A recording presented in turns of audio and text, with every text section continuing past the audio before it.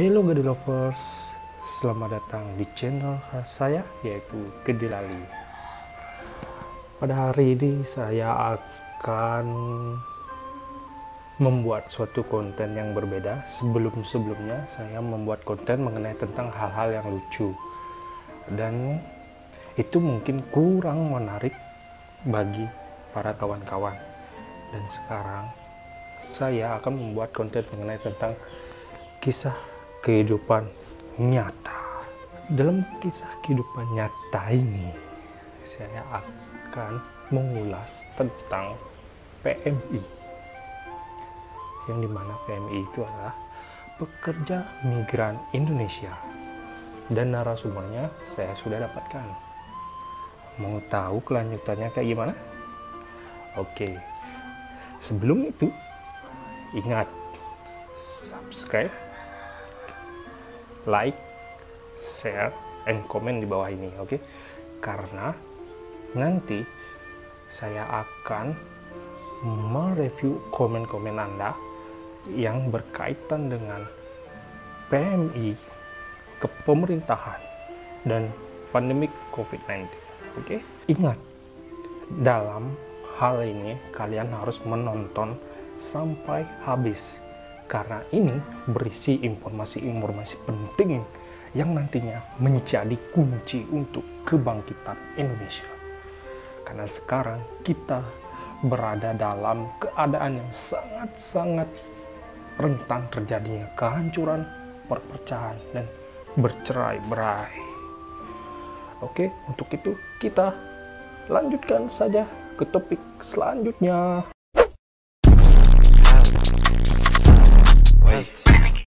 Lover, itulah tadi mengenai tentang ulasan tentang topik yang akan saya sampaikan. Dan sekarang saya akan memberitahukan siapa sebenarnya yang menjadi sebagai narasumber dalam PMI.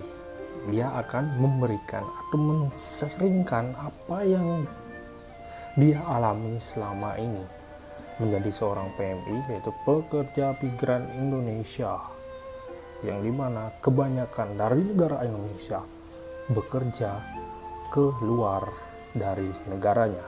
Alasannya karena satu, di Indonesia lowongan pekerjaan itu masih belum cukup.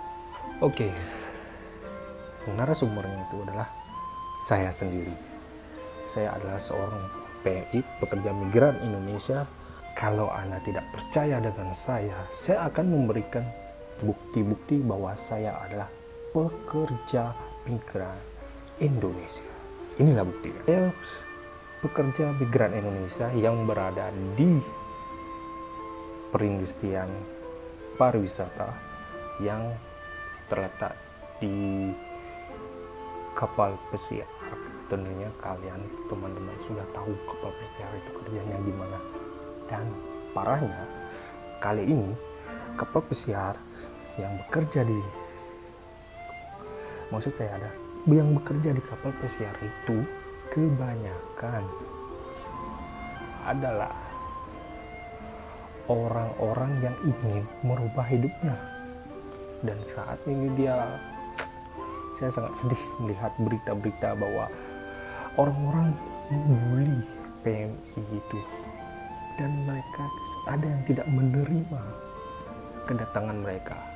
Mungkin dulu ketika COVID ini belum ada, mereka malah menunggu para PMI ini untuk pulang. Dan ketika pulang, apa yang terjadi? Bos, mana oleh-oleh? Bos, nggak adakah sesuatu buat saya? Mereka meminta sesuatu. Dan saat ini mereka menghadapi suatu kesulitan yang besar, yang dimana mental serta perasaan mereka menjadi rusak. Contohnya seperti ini.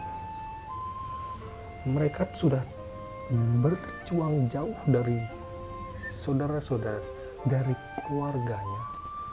Namun ketika COVID ini ada, semua itu berubah. Mereka tidak diterima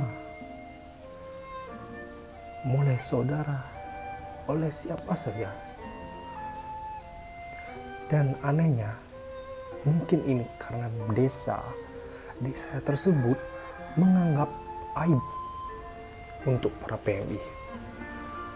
Jujur saja, saya sebagai seorang PMI sangat sedih mendengar hal itu, melihat hal itu, membaca hal itu di media-media sosial. Saya sangat terpukul bahwa sebetulnya kita itu berjuang di sana untuk memberikan istilahnya kehidupan untuk keluarga kita.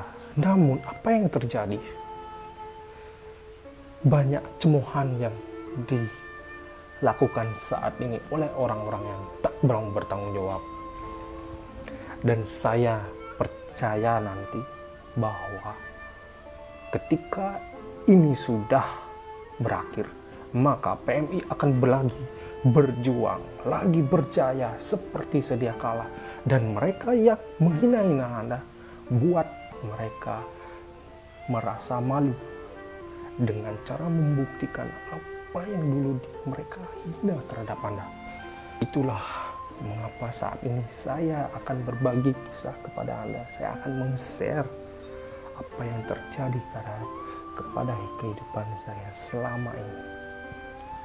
Oke, ini bukti saya bahwa saya adalah seorang PMI Palpesia. Ini adalah Simon. Oke, Simon.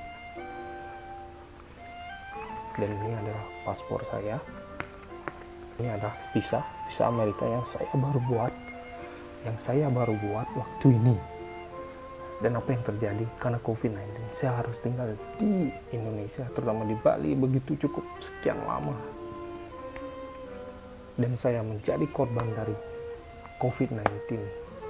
Nanti saya akan katakan apa penyebab saya menjadi korban COVID-19 sehingga saya jadi PDP. Oke, itu saja. Ada juga sertifikat basic training. Ini dokumen-dokumen yang harus diselesaikan oleh para PMI pejuang pelaut. Sesungguhnya untuk menjadi PMI itu tidaklah mudah untuk seperti memberikan telapak tangan, tidaklah mudah. Menjadi seorang PMI yang pertama adalah modal besar. Karena kenapa? Karena kalian akan membuat sebuah dokumen seperti paspor, Simon Book, dan hal lainnya yang mendukung untuk Anda bisa bergabung dan join ke kapal tersebut. Dan untuk masalah kesehatan, itu adalah hal yang utama. Anda tidak boleh punya satu, hepatitis B, kedua yaitu HIV, ketiga adalah obat-obatan, drugs, narkoba. Itu tidak boleh. Saking inilah herannya